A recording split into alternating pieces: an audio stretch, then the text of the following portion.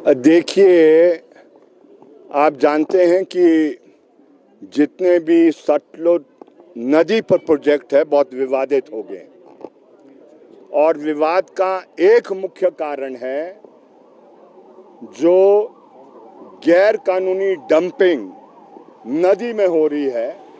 वो एक बहुत गंभीर मसला है और उस मसले को लेकर 3 बजे मैं हिमाचल प्रदेश के चीफ सेक्रेटरी महोदय को भी मिल रहा हूँ और ख़ास तौर पर वो सुन्नी हाइड्रो प्रोजेक्ट के सिलसिले को लेकर है। जहाँ तक प्रश्न लूरी हाइड्रो प्रोजेक्ट का है, उसमें हमने बहुत साफ और स्पष्ट प्रशासन को कह दिया है और इसके बाद सरकार को भी कह देंगे। जो प्रोजेक्ट प्रभावित की पीड़ा है, उस पीड़ा को दुर्भाग्यपूर्ण कानून होने के बावजूद, नीतियां होने के बावजूद सरकार और सरकार का तंत्र उस पीड़ा को दूर नहीं कर पा रहा है। और इसलिए आप जानते हैं कन्नौर में बहुत से प्रोजेक्टों के प्रश्न को लेकर जो नौजवान हैं और महिलाएं हैं, उन्होंने वो प्रोजेक्ट बनने ही नहीं दिए। हम ऐसी परिस्थिति नहीं चाहते हैं कि ऐसी परिस्थिति पैदा होए और इसलिए हमने डिप्टी कमिश्नर महोदय से विनती की है, जो कानून है, जो नीतियां हैं, मेहरबानी करके उनको लागू किया जाए।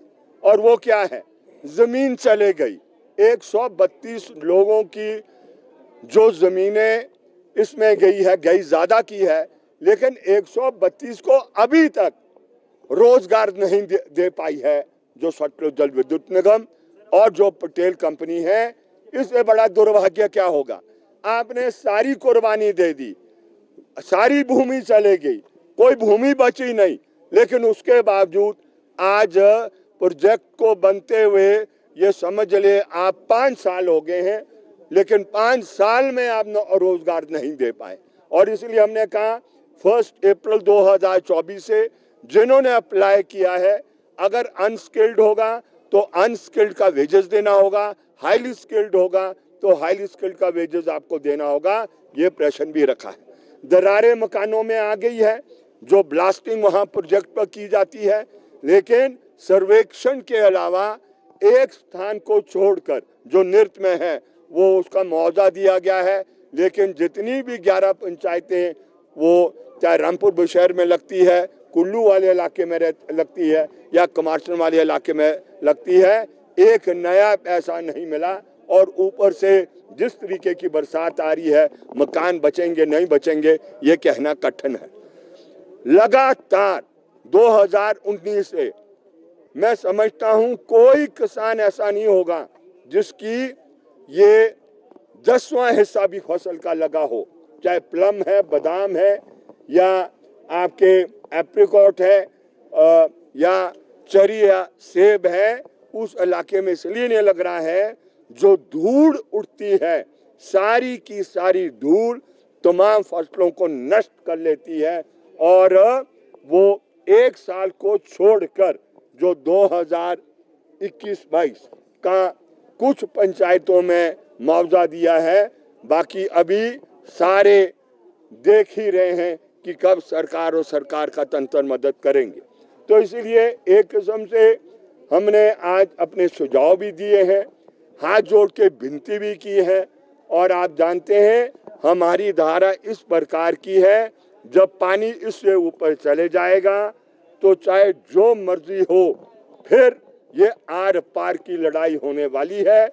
आर पार की लड़ाई से पहले जितने भी दरवाजे होंगे उन दरवाजों को हम खड़काएंगे और कोशिश करेंगे कि उससे लोगों को न्याय मिले।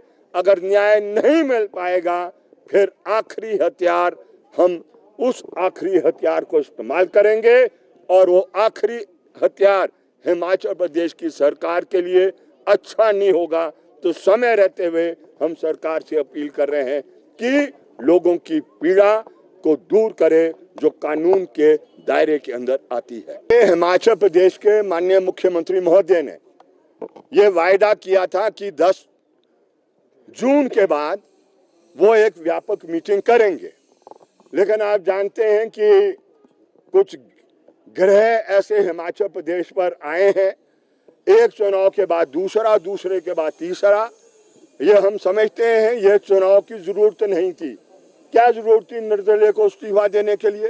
तो अभी हम हिमाचल प्रदेश के मुख्यमंत्री महोदय को, जो 10 जून होना था, जब ये 3 निर्दलियों का ये रिजल्ट आ जाएगा, उसके बाद एक बड़ा डेलीगेशन उनके पास आएगा और उसमें हम एक दफा दोबारा विनती करेंगे उनसे कि भाई इन मांगों को हल करें।